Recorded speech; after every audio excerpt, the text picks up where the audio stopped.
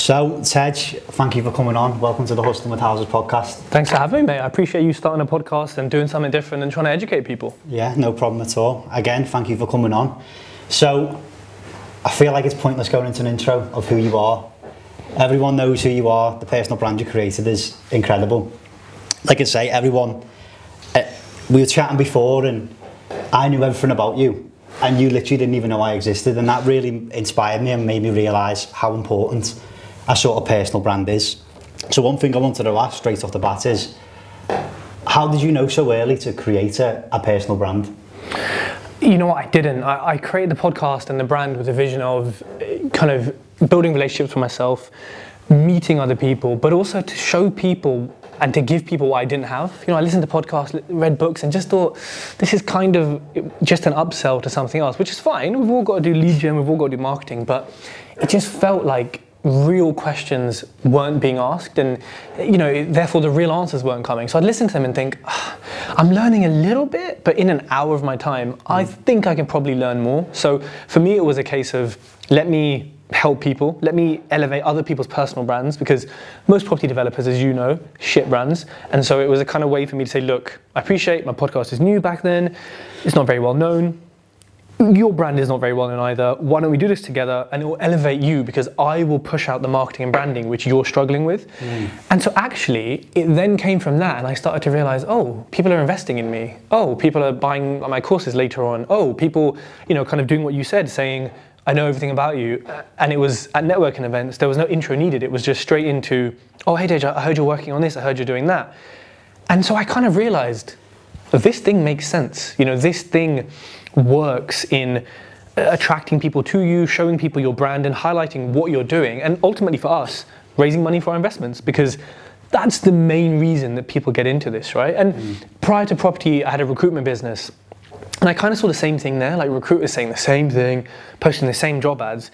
And I started to do something different, and that then got me different results. And so I kind of had an inkling from before that, why don't I try what I did there properly, especially because no one else is really doing it. And then the rewards kept coming in, and then it just kept evolving into this works, this doesn't work, to kind of be the brand it is today, which is always changing, right? Most definitely. I think, I don't know what you think, but I think you're a bit of a pioneer in the personal branding of property, because you have like your Samuel Leeds, your Rob Moores, your people like that, but I feel like no one's sort of done it to an extent where you have, and you made it. For me personally, I remember actually listening to your podcast years ago. It must have been your first episode. Wow. And I remember where I actually was when I listened to it. I was window cleaning at the time, and I was listening thinking, this guy's relatable, like he's not much older than me, he's like personable. And I think a lot of the time in property, you kind of think older. Yeah. And I think you really changed the narrative and the perspective of that. No, I don't know what you think on that. Yeah, I think, you know, being relatable is a tough one, because the more properties you buy, the more things you do, the more money you make, the less relatable you are. And the more you try and be relatable. But like you said, with certain names there, some are so far gone. Like Alex Hormozi, for example, in the wider world, multi-millionaire. Is he relatable? Yeah, to an extent. But is he? Not really. Yeah. Is someone who is a millionaire who's got 20 properties more relatable to someone who has 0 or a couple? Yes. So I think being relatable is one that I want to say you can't control it, because either you're going to love me or you're going to hate me. I don't really think there's a middle ground. And the only reason you're going to love me is because of who I am. The only reason you're going to hate me is because of who I am. So I think a lot of people try and be relatable, but how can you try? And like, it's like trying to be likable. Like if you have a personality and you have views and beliefs, then someone's not going to like you and someone is. So I think it's important for people to be authentic and to, yes, you know, you want to think about, am I relatable to people? But it's kind of a natural evolution. You know, there'll be people who are in businesses turning over 10 million who look at Hormozi and say, yeah, that's me in a couple of years. There'll be people who are doing 1 million looking at that 10. So it's just like a natural evolution of relatability, which you can't really control. Yeah, most definitely. And like I was saying with your personal brand thing and saying about, I felt like I knew you and you didn't even know me. Like I knew your dad was like a photographer. Your mum. You'll meet him tonight at the event, actually. Yeah. Well, yeah. And your mum was sort of a teacher. So what interests me, like, where did your desire to win come from? Like, I know your desire to teach probably come from your mum. Your dad's a photographer. obviously entrepreneurial. Where would you say it come from, your desire to win? That's so interesting. Yeah, really good question. I think it's kind of tough because money's important, but I think it's a vehicle. So like, I'm not like, I track things by money, right? Turnover of the cleaning business, income from education, whatever. I track it. My spreadsheet has money on it and also other KPIs. But I'm not doing it for that money. It's almost like it's a game of the numbers. It's almost like it's completion. Like if you said to me, you have to mop this floor, I would divide it into squares and I'd be like, cool, got 60%, got 70%. It's almost like I love the process. I love the process of trying to win and trying to achieve so much that, yeah, money's great, you know, whatever, financial freedom, everything is great at the end of it.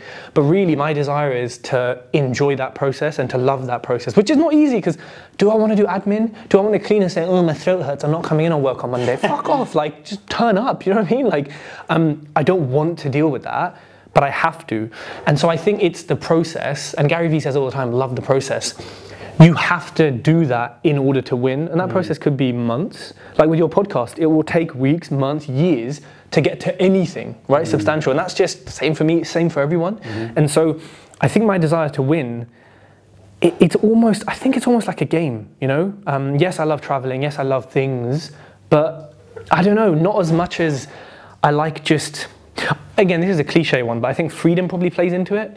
I like that I can be here on Thursday and like whatever, and tomorrow I'm at an event or whatever. Like, you know, I like that I can just do what I want when I want without feeling guilty or thinking, oh, what's the boss gonna say? Oh, I've got to be back to clock in. You know, it's like, I just do what I want when I want. And I think, you know what, to kind of add to the question, people reach a point when they reach financial freedom where I think you're almost reborn, like creatively. So you're hustling, saying, oh, I need to get mortgage paid, I need to get bills paid. Once that's paid and it's sorted, especially by assets, so say if you've got a property portfolio, you need $2,000 a month to live, you're bringing in $5,000, like you're good, you're chilling, right? Once you reach that point, I think it allows you to stop thinking about mortgage, rent, bills, whatever. It allows you to just say, okay, what do I love? What do I want to do? What do I want to think about today? Well, okay, I could launch a mentorship program, but I don't really like talking to people, so maybe not, you know, I could. And that kind of rebirth, I think, is massive. And I win, and I want to win, because I enjoy the creativity and freedom that comes from the previous wins. Yeah. And I want more. Yeah. That makes sense, because I know you were like a madman buying properties at one point, weren't you? And then you've kind of slowed down on that. Is that because you kind of sort of fell out of love with the process, or was it just a case of new level, new devil, as they say? Yeah, the devil's always there somewhere on your shoulder. I got bored of it. I needed a break. COVID hit at the kind of time where I probably should have taken a break, and it forced me to take a break. You know, because you can buy all these properties like I did, and it's great, but then you have to do the refurbs, you have to remortgage them, you have to pay your investors back, you have to, oh, you want to down value it by 20 grand, you have to fight that fight. You have to have lenders who say, we love landlords. Oh, I've got 6 properties. Oh, sorry, we don't like portfolio landlords. So what, I'm supposed to have 1 to 3 properties, and then you'll lend to me? Yeah, we love landlords. I've literally had this conversation. I'm like, okay, you know, and to have that over and over and over, it takes time, it takes energy. So that is why I think I stopped buying like crazy, get things consolidated, get things finished, and also to live off the income and to enjoy it and not be in a place where I'm like, buy more, always reinvesting. It's like, jump off the treadmill, have a few mini retirements, do what I want, buy some businesses, keep doing socials, and then we'll get back in. Like now I'm back into it. You know, I was telling you I'm bidding on an auction today. People say, what do you do for a living? I'm living for a living. Yeah. I'm not working for a living. Like, if I don't want to work, I won't work. You know, this weekend I'll be doing some work. I normally don't, but I want to. Yeah. I don't have to. So again, it goes back to that freedom of when do us as entrepreneurs jump off the treadmill, right? When do we enjoy it? That's it, and that's a beautiful thing, isn't it, to be able to do that? A lot of people will just like keep going, but you've noticed, recognised that, obviously seen the money coming in and thinking, right, let's have a break, and obviously you've been travelling and stuff, haven't you? So happy days. So back to the sort of desire to win. Usually a desire to win maybe comes from your childhood and stuff like that. Do you think your childhood, anything in there that maybe there was a desire to win at all, or? You know what, no. And I think also my childhood might explain why I'm not inherently, I look at some people on Instagram And I think, flipping heck, you work really hard. Like you are I mean, everyone shows fake lives, right? But you're working non-stop, you're doing this, like and even when I speak to some of them, the real ones, they just have this drive, they just have this thing to continue. I don't. And I think actually that is maybe from my childhood, right? Like we weren't poor, we weren't rich, it was just sort of normal. You know, did I ask for much? Not really. Like I wanted a PlayStation at some point. You know, it was kind of like, it was just like normal. And so I think the strongest characters and the most desire comes from adversity. Like look at famous people, look at, you know, people who are huge. They've come from not having a lot, being angry at something, being told they can't have something.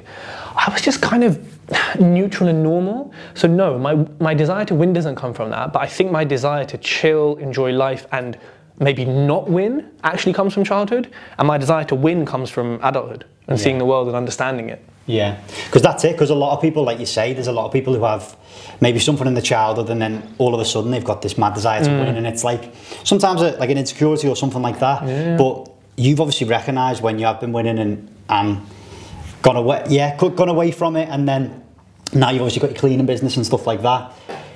Is your plan to keep buying businesses? So I've got the food business in legal, should complete in about 2 or 3 weeks, hopefully, although we've said that for how many months. It's just like property, it just takes forever with sellers. With those two, I'm stopping for now, because the cleaning business, turning over just under 200k, I want to double it to 400k this year. That's sort of the main business challenge. The food business, turning over like 400k, net profit 40, 50, margins are way lower on that. Double the turnover of my cleaning business, but the same profit. But that is a like buy, scale, sell. That's like, I've got a figure, we're gonna get it to that stage, and that's a passion thing for me. I love food, I love cooking, love eating. So I'm gonna be way too busy with those two because I'm quite involved in them. Whereas some other people in our like M&A group that I'm in, they're buying businesses that are bigger, but they have way less involvement in. But what that also means is they don't necessarily get to change it, grow it, shape it. I like that kind of early stage where, hey, you've done your 6 years of hell, I'm gonna buy a nice functioning business, but then we're gonna ramp it up and we're gonna grow. Like, grow in a way that still maintains customer satisfaction as the number one thing. So with that, and with trying to, you know, do 2 or 3 flips, I have no time with social media, with like events and traveling. Like, there's just no time for me to buy anymore. End of the year, I'm looking to buy one that's going to be like an asset business. So $500,000 EBIT net profit, full structure, just something boring, you know, some engineering, whatever, and just leave it there. And I'll just every week have an hour meeting with like the directors, you know, pay them a lot of money. I make less money. I don't care. I don't want to hear. I don't want to see. You guys carry on. So that's my plan, is these two I'm heavily involved in because I want to be, but then end of the year it's just going to be, let me get a big one. Because lending is a little bit like property, but it's very difficult. So by buying two businesses first, it will open up my lending hopefully to buy bigger businesses later.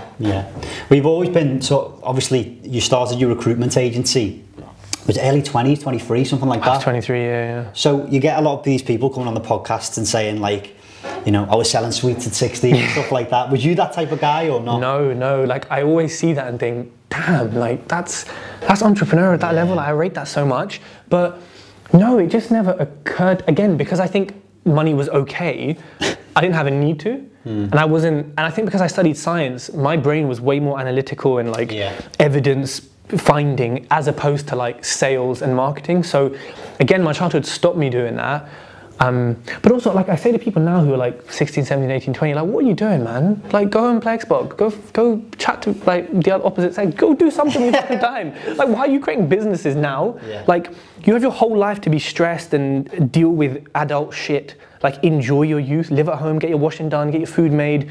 Like, just enjoy your youth, because like you think, oh, look at all these guys making money, I want to be a millionaire, but I'm 21. Like, why don't you just be happy by your 21? Why don't you just be having fun? And then, obviously in the background, lay some foundations. But I don't know, when people come up to me that at like that age, I just think like, take it easy. Like, just, because you're going to be in my situation soon, and I don't think you're going to look back necessarily and say like, oh, so good I did it early. Like, you're going to be at the stage where, you know, there's a certain age comes where you got mortgage, bills, rent, and then eventually you have kids, you have this, and then you look after your parents, and then it's like we have different stages of life where we're at our prime or in our elite for doing different things. I think that age is for fucking around, so go fuck around. That's what I say. Yeah. Well, how old were you? It's 23. 23 when you started? 23, yeah, when I started. And I'd done the fucking around, I travelled, I studied in America for a year. Like, it was nice. Cool. I was at the age where I just needed freedom. I couldn't work for someone, it just pissed me off. Yeah, that's what I was going to go into next, because yours started out of, correct me if I'm wrong, but like out of hate of your job. So like I remember you saying, that stuck with me, that, and I kind of resonated with it when you were in work. You sort of post-grad job, if you like, or whatever you were doing, and everyone was clocking off at 6 o'clock, even though you finished at 5:30. I was thinking, I resonate with that. I used to think it used to hit 5:30, and people were calling me work shy and stuff like that, and I was thinking, what the, we're finished. Literally, that made me laugh, and I resonate with that. Was it out of hate, was it, for the job sort of thing? I think it was out of, like, firstly looking at my CEO or MD, who was, you know, a joker. I don't know what he did all day, just schmooze, but I suppose what you do at that level. And looking at him and thinking, you're earning pounds and I'm earning pennies, and there is nothing to stop me doing your job in 6 months or a year, apart from you telling me I need 20 years experience. So I thought, who the fuck are you to tell me I need 20 years experience? Like, firstly. And then secondly, I was like, yeah, what? Like, my contract, I actually went to him and I said, hey, Terry, I said, so contract says like 5:30, everyone's in there till 6. I just want to check, like, how do you track that? How do we get paid? Like, I was dead serious, and he goes, Tej, no. I was like, he goes, no.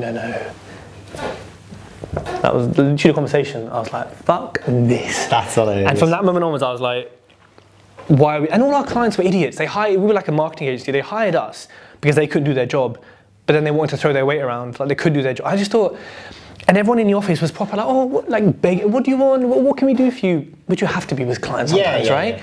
But I was just like, all of this shitstorm, just like, I'm sorry, I'm not doing that. Like, if you can do it, I can do it. If you can make X, I can make X plus 1. Yeah. So I was just like, fuck this. Then changed job, got a big pay rise, like a 40% pay rise, and then got fired.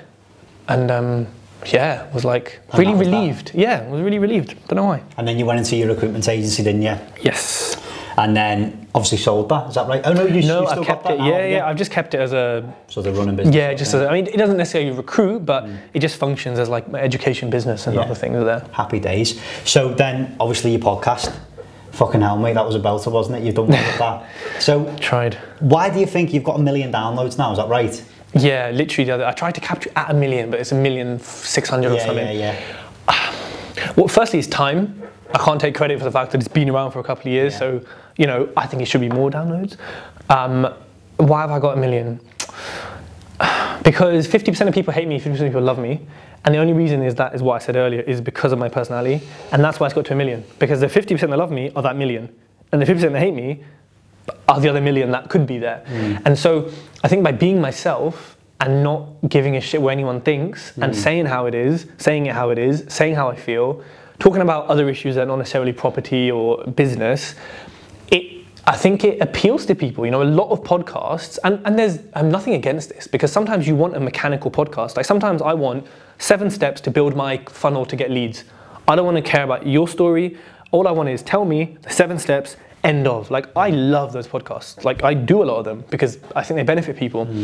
But I think by adding personality to that and a bit of spice and doing something different, it means that people want to listen and people want to stick with it because they know what I'm going to be delivering on. I'm not afraid to like share things.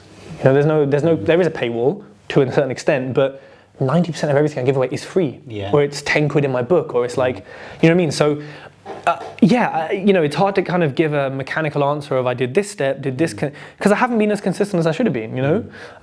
But the way to grow a podcast nowadays is, it doesn't matter if you're a good host, you can be a shit host, you've probably seen this.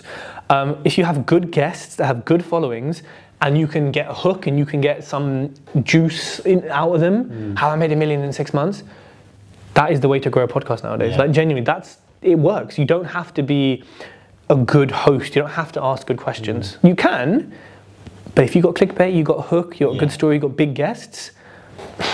I think you really perfected the little things though. Like your mic was always great. Your design, obviously you love design. Your design was always spot on. So I think that's why it's done really well, and it was proper value. But I loved it. It was my favourite property one.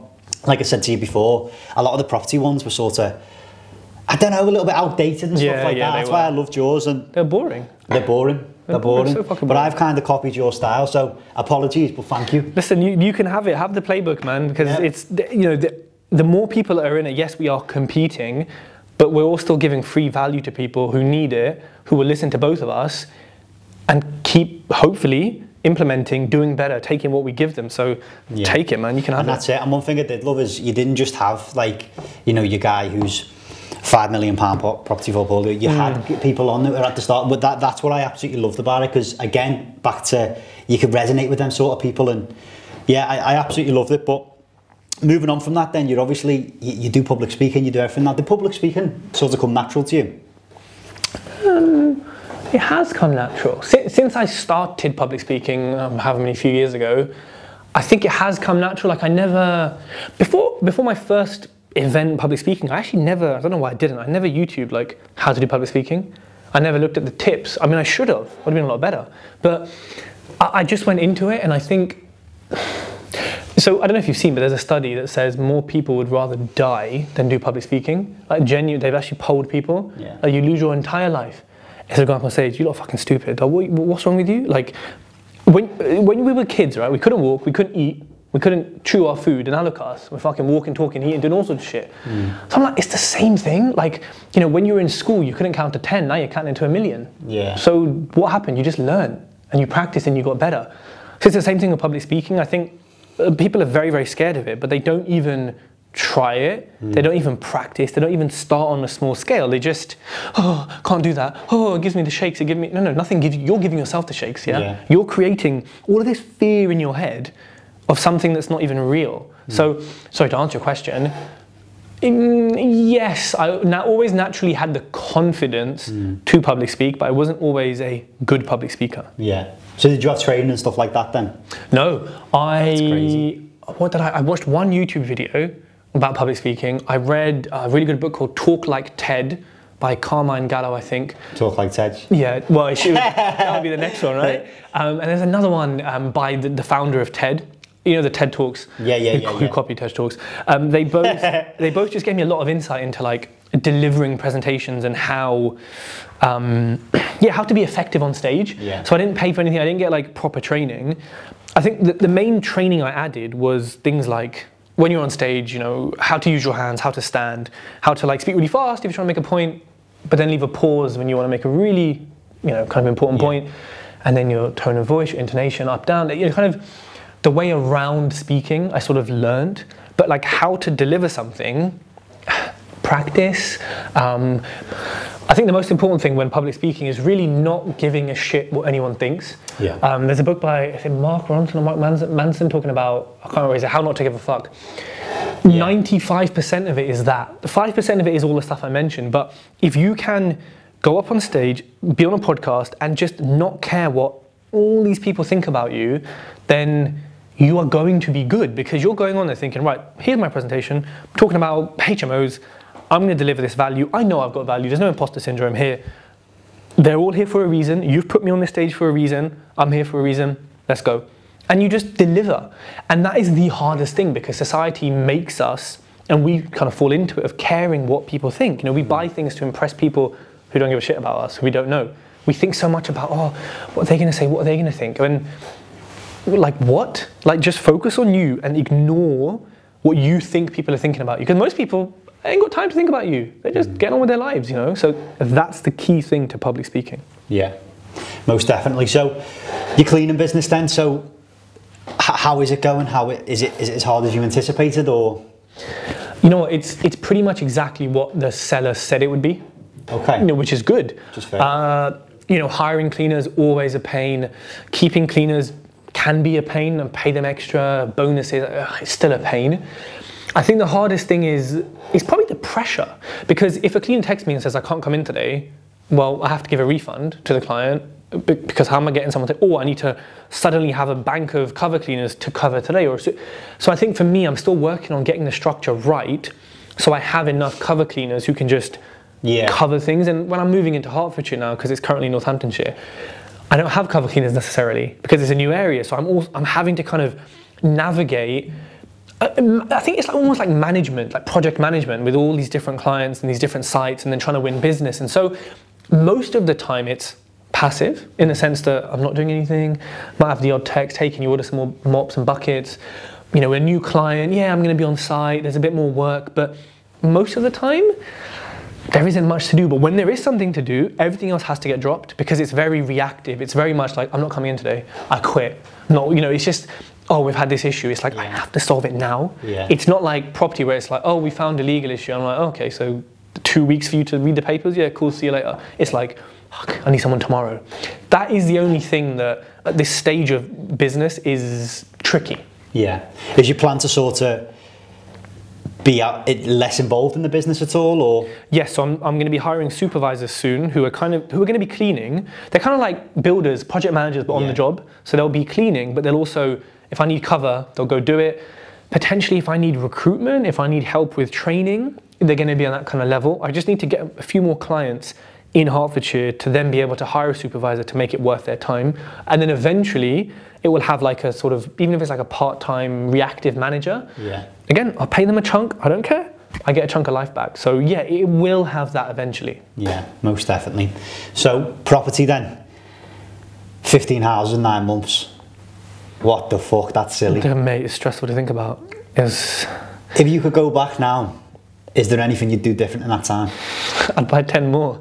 Like, genuinely, there's a million things I'd do different. I'd have better project managers, I'd have better builders, I would keep track of everything better. I would visit more often. I wouldn't be so distant as I was. I would have even more local contacts who can check on things for me. I would have worked harder to find a different type, a different caliber of builder.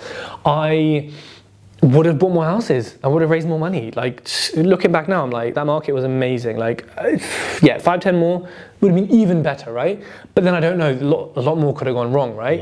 Yeah. So yeah, for me, there's 1,000,001 mistakes that I made and things that went wrong that I would absolutely change. And when people say to me, oh, Ted, you know, I'm new to property, I've got 60 grand hard-earned cash, I'm just gonna chuck it in. You and me might have had a discussion like this. You probably didn't say this though. I'm gonna chuck it in, find a builder, do a refurb. And I'm like, that easy? They're like, that's what the people say on YouTube. I'm like, you know what, let me know how you get on in 6 months.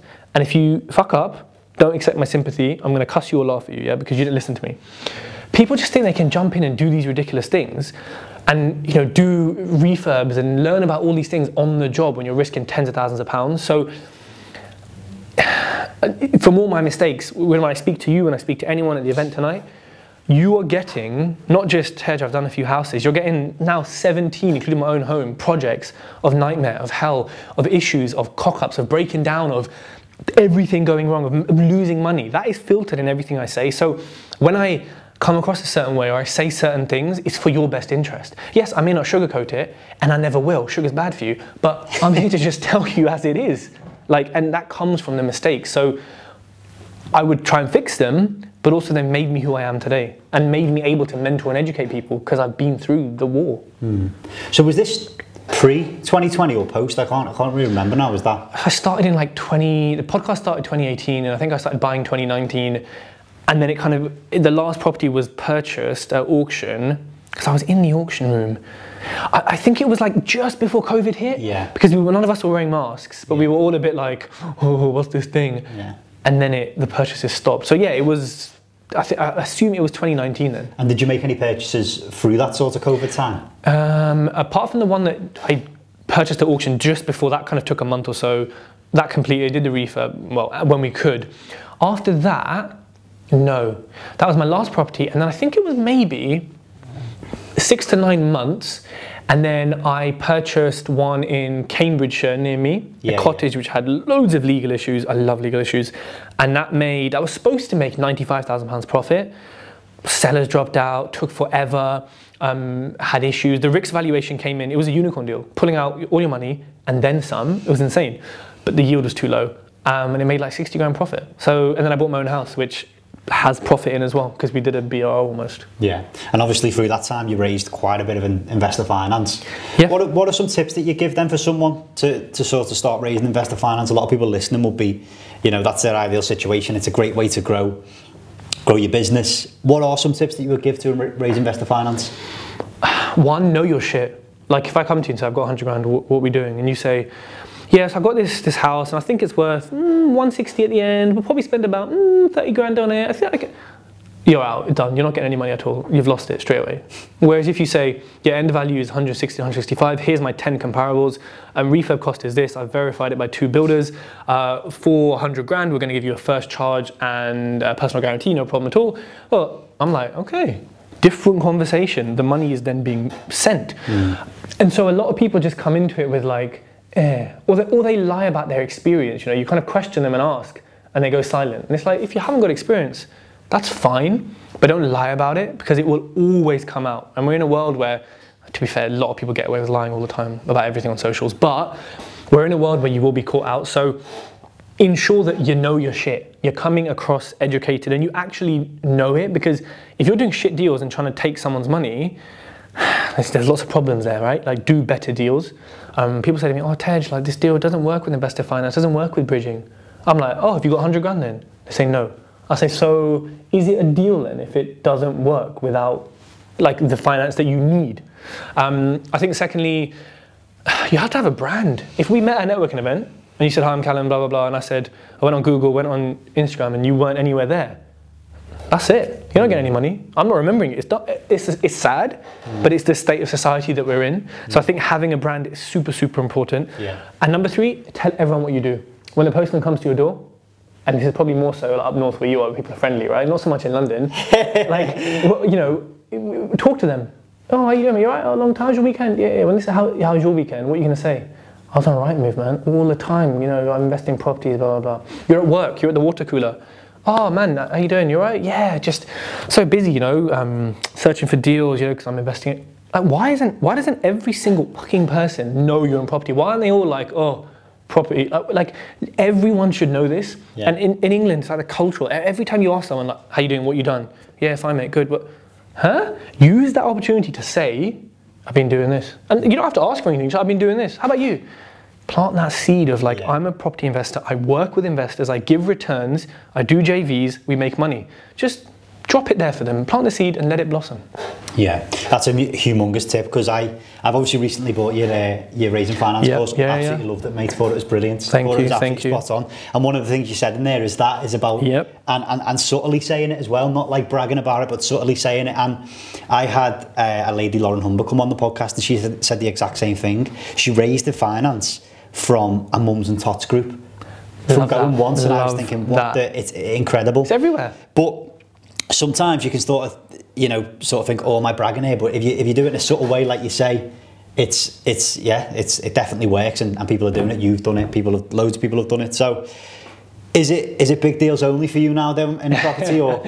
No, I'm still looking for flips that will generate 30 grand profit, just because it's nice to have 30 grand sometimes. You know, just why not? The reason I do this is because I like the path of least resistance to the most result. Yeah. Now, developments is the most resistance for the most result. Vanilla single lets, whatever, are the least resistance to kind of the least result.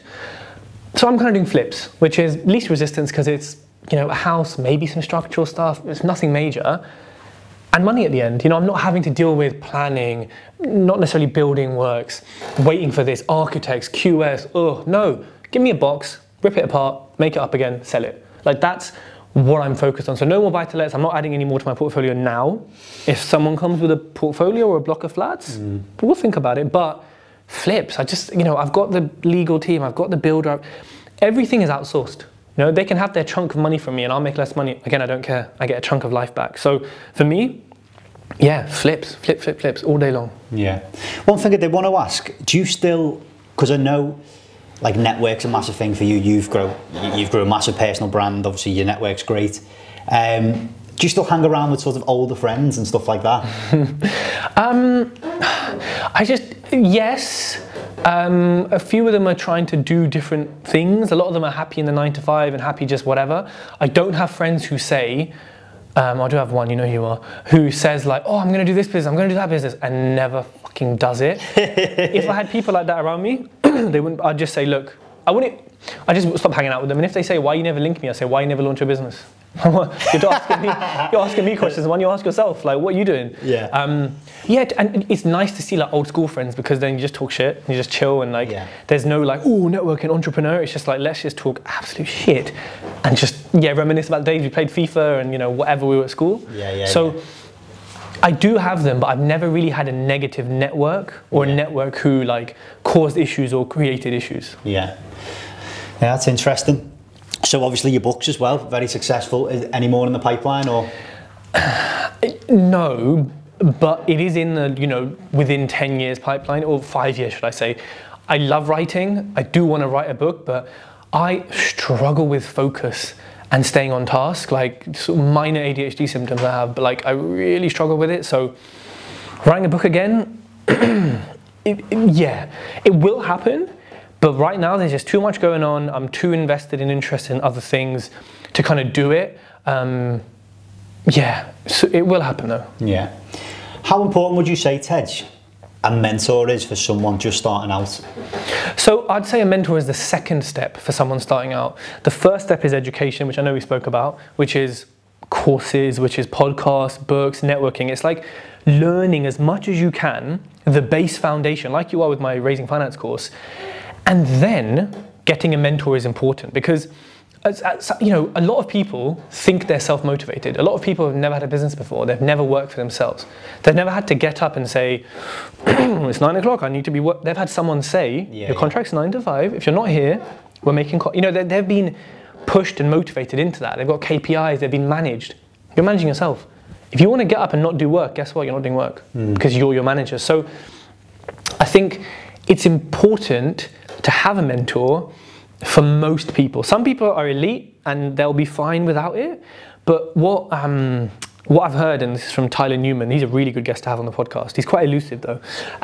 He said, you know, with mentoring, with education, you can make more money, but you can't make more time. So either you spend 6 months learning to raise finance by yourself, which you can after 6 months, fine. And then you start raising finance. Or you pay me 750 quid. You learn right now how to raise finance. You've lost the money, you've invested the money, but you've gained 6 months of time. So in 6 months, when you've raised 500,000, but the other alternate universe version of Calum who waited 6 months and didn't pay, you've got your 750 quid, well done. Only now are you starting to raise money. So one's got 750 quid, one's got 500,000. And so mentoring is important, but it's at the right stage. You're going to have to pay for it. No good mentor is going to be cheap. No good mentor should just take you on. They should be asking you, it should be an interview for you, like as in sort of you are being interviewed by that person. Because if I take someone on who's going to be shit, not going to do things, I look bad. You lot start saying, what happened to Tej's mentee? He's not doing anything. It's not my fault, but it will look that way. So it's so important when you're like getting a mentor and finding mentees. Yeah, finding a mentor is a fucking challenge in itself. It is an absolute minefield, mate. All the best. But that's it. I know we jumped on a call and we literally spoke for an hour. And even the KPI thing, like, we spoke for an hour and that just changed my mindset completely. Like, shit. Like you said, if you haven't got someone there who's, even though they're not physically there saying get out of bed, you've got a boss or something, or someone to wait, you know, you're held accountable to them. That's why a mentor is really good. But obviously, even the KPI thing that we did, that changed my. And you paid for this call with me because you committed and you're serious.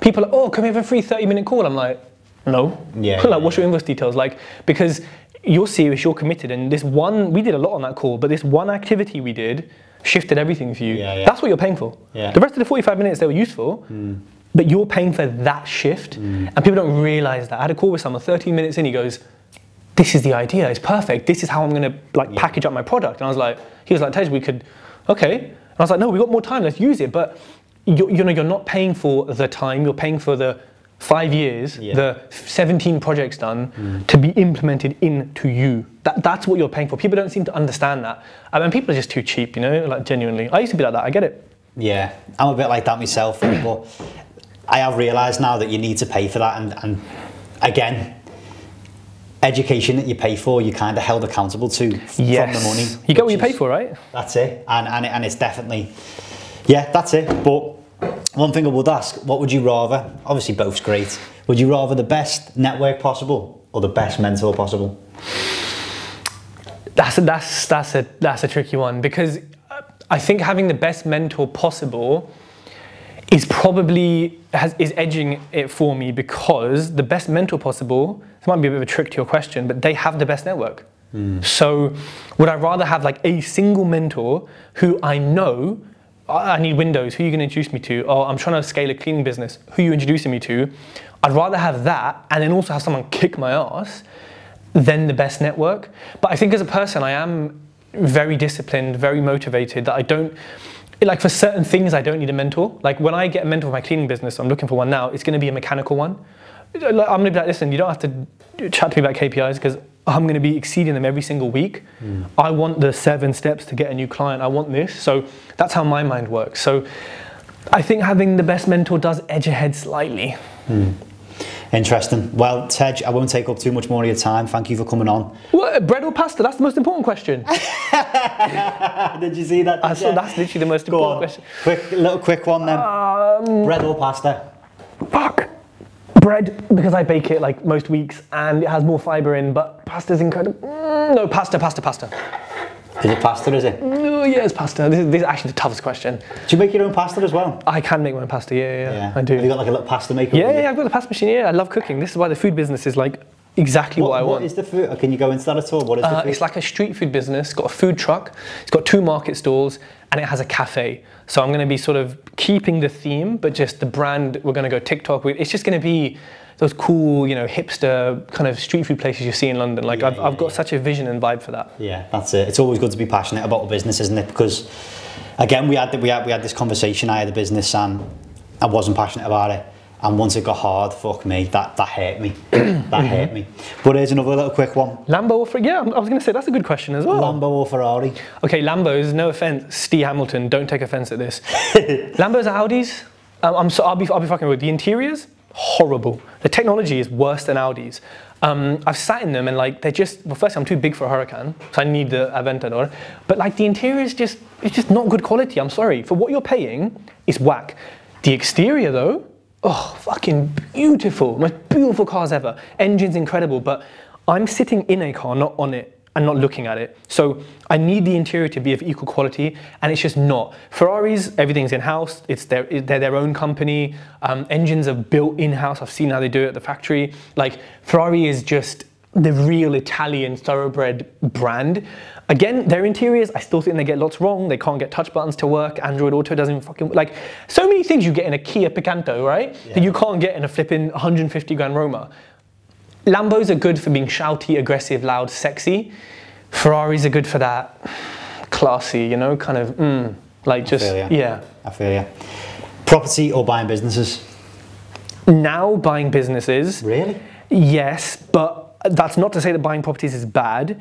It's just I'm in a different frame of mind and more interested in businesses than property right now. And also I'm focusing my property on education and mentoring more so than going crazy myself, so yeah. Yeah. Well, again, I won't take up too much more of your time. Thank you so much for coming on. It's been a pleasure. Thanks for having me, Calum. I appreciate it. And like I say, you've inspired me. You've probably inspired a lot of people. Like I say, I listened to you years ago. Maybe I think I listened. I don't know how the fucking hell I found it, but I must have listened to your first episode, and I feel like you haven't released any more yet. And I remember having my headphones in, cleaning the windows, thinking, "Fucking hell, this guy's young. He's fucking smart." But yeah, I really appreciate it, and I appreciate you coming on, mate. And you've taught me a lot in the time, so thank you. Thanks for having me, Calum. I appreciate it. No problem. Thank you very much.